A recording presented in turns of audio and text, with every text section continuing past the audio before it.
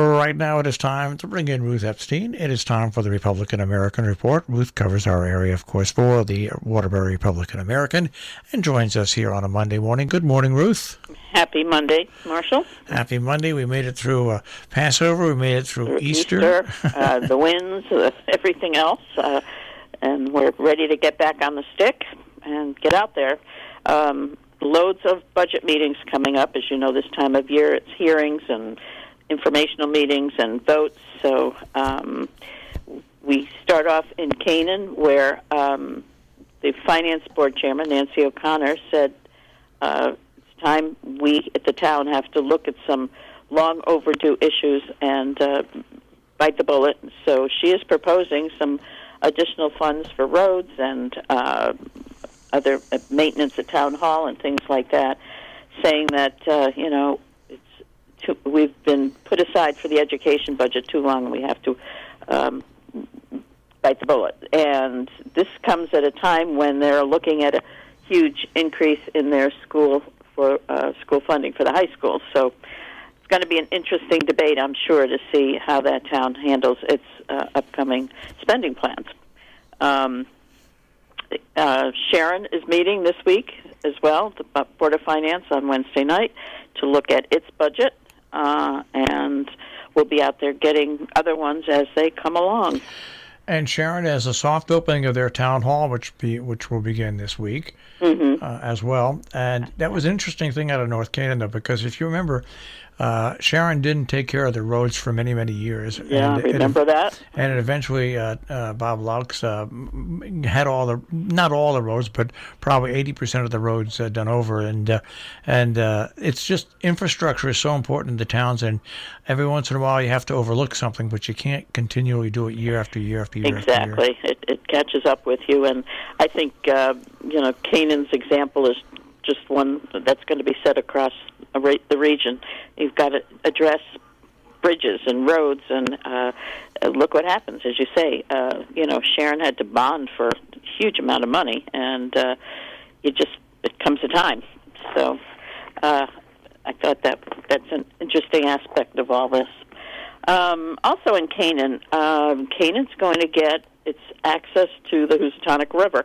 The state has bought that property at the former Masons Hall on Route 44 west of the town, and they're going to develop a boat launch and fishing launch. So it's interesting. Canaan is the only town within the Housatonic River Commission that doesn't have public access to the river. So this will do it, and it's supposed to be started.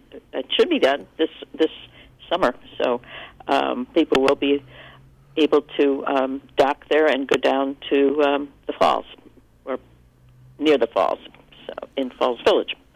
And there's some interesting spending of state money, which we don't often see out here.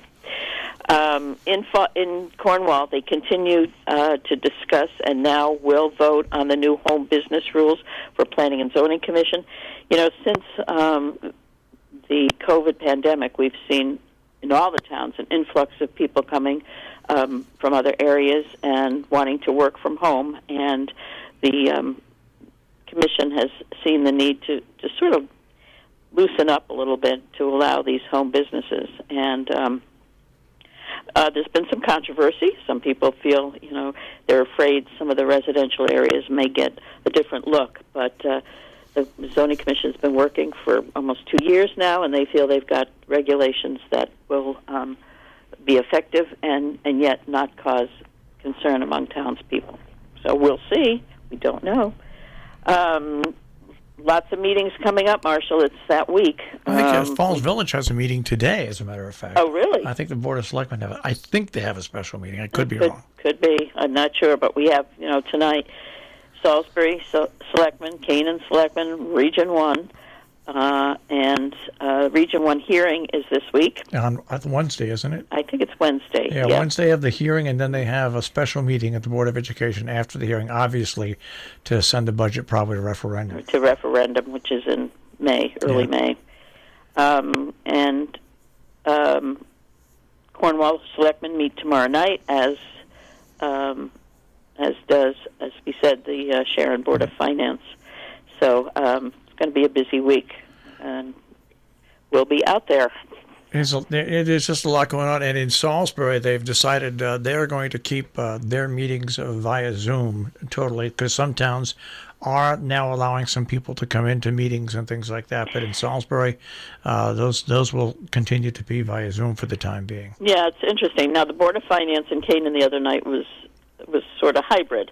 Some of the members were at the town hall, and some were at home, and so were some of the those watching. So I think we're going to see some changes and loosening up, but I would imagine they're going to keep the Zoom option open for people who still feel uncomfortable going, even though vaccines are pretty well high up there here in this area, from what I understand. Percentage of people getting them? Yes. Yeah. I think we're for 50 and over. I think it's like it's close to 65% now. Oh, which yeah, is really high. And then of course it goes down for the younger, but that'll all catch up. Yeah. And then of course, as we said, next week the high school goes to full time. You can full time. Yeah. With the exception if people don't feel comfortable, they can still do at home learning. Right. Yeah. And got to say, I was up there this week at the FFA. They held a flower sale for Easter. It was just beautiful, and the kids are still, they're distanced, they're masked, but they're doing their projects, and it was so good to see some of the kids out there and the teachers continuing to try for normalcy during these times. So, little by little, it's going to be interesting to see how the spring programs work out. Well, but we'll see. We're on our way. On our way. I hope so. And we'll be out there a little bit more. All right. Ruth, have a good week. Marshall, you too. I'll speak to you next Monday. Okay, take care. Bye-bye. Ruth Epstein from the Republican American, the Republican American Report, here on Robin Hood Radio. You can find Ruth's stories, of course, in the paper, on their newsstands, home delivery, and rep-am.com.